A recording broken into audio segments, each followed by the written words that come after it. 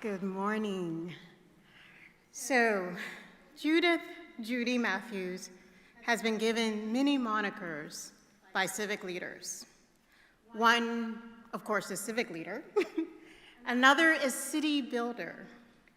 Mayor Tory refers to her as Bulldog in the most complimentary way, reflecting her tenacity for brokering private-public partnerships. My favorite, though, is from the former University of Toronto President Richard Pritchard's urban angel, because urban angels act in the world in a very different way. Urban angels don steel-toed boots and hard hats as they trape through construction sites and mulch. Their deep dedication to the city comes honest. Judy's great-grandfather was E.J. Lennox, the architect of the West Wing of the Ontario Legislative Building, the Omni King Edward Hotel, Old City Hall, and Casa Loma. After receiving an undergraduate degree in fine arts from the University of Toronto, Judith married now her husband of over 50 years, Wilmot Matthews, and had 4 children. And as her children grew up, she returned to school to get a master's in urban planning from York University and began her professional career in the planning department at Metro Toronto, the City of Toronto, and the University of Toronto. Her professional expertise has contributed to projects such as the Antis-Medina Expressway campaigns in the 1960s. We have to have a conversation about that.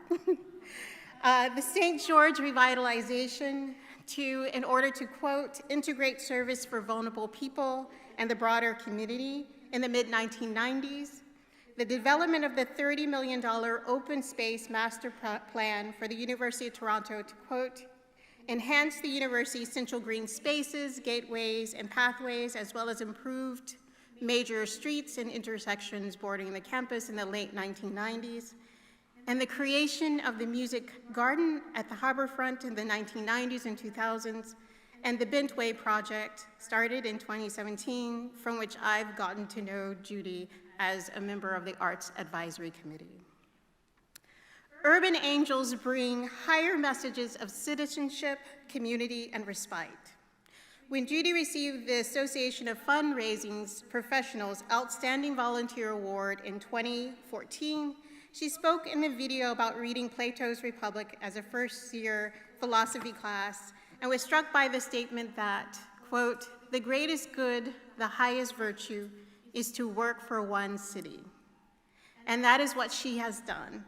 Her paid and volunteer professional work has centered on transforming neglected and underutilized land in the city into public spaces which can be shared by all.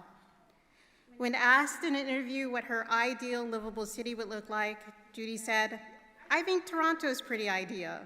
We could use a little more green space, a little more open public space we can all share, and a better transit system.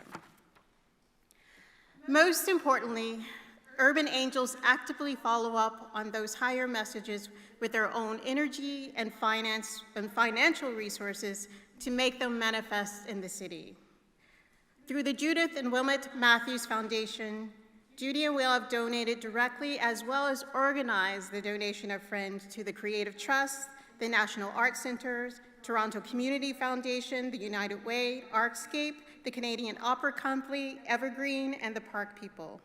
The $25 million provided to the Bentway in 2017 is in many ways a mere token of their largesse when you consider all that they have given to the city. Judy has received many honors for her work, including nomination as Toronto Life's 50 Most Influential People in the year of 2016, a 2016 Canadian Urban Institute Award, a 2014 Outstanding Volunteer Fundraiser Award for the Association of Professional Fundraising Professionals, and in 2021, Judy was appointed a member of the Order of Canada for her contributions to Toronto's cultural and urban landscapes. We are pleased to add to the long list of honors for Judy Matthews, Toronto's Urban Angel, the Honorary Doctorate from OCAD University.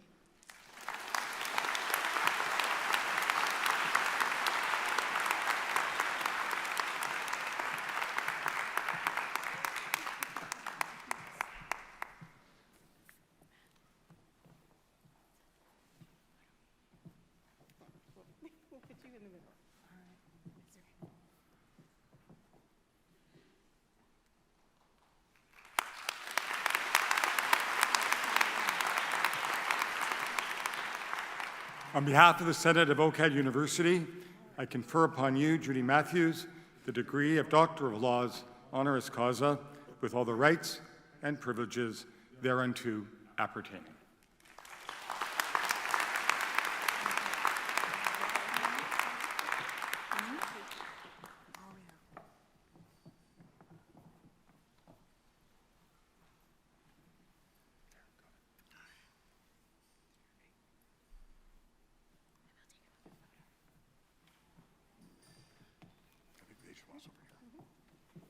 Lots of photos.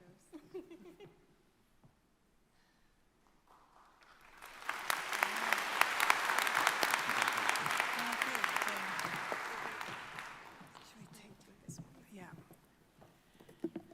Dory, my Lord, my Lord.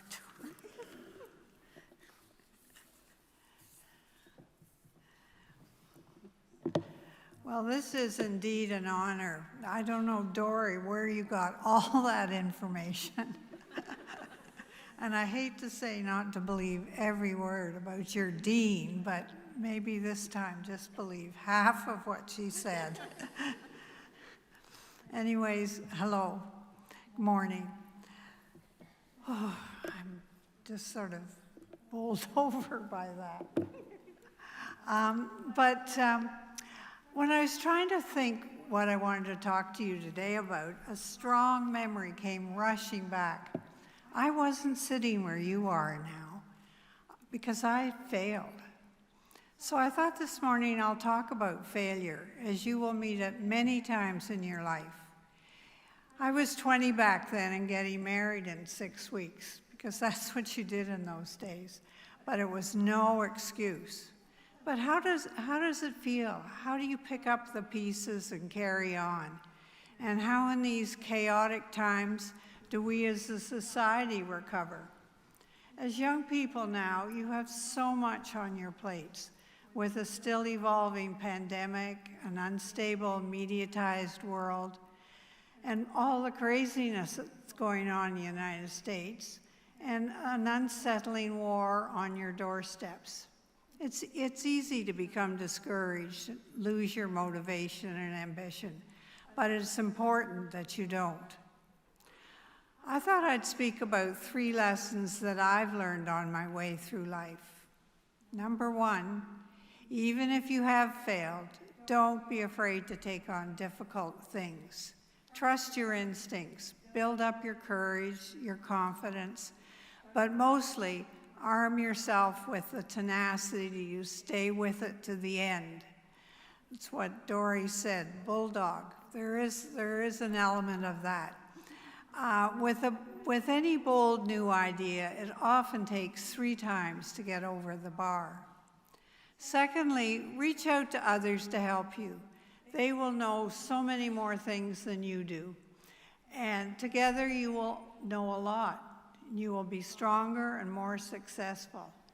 Building a diverse network of knowledgeable people not only feels good, but it also acts as a safety net.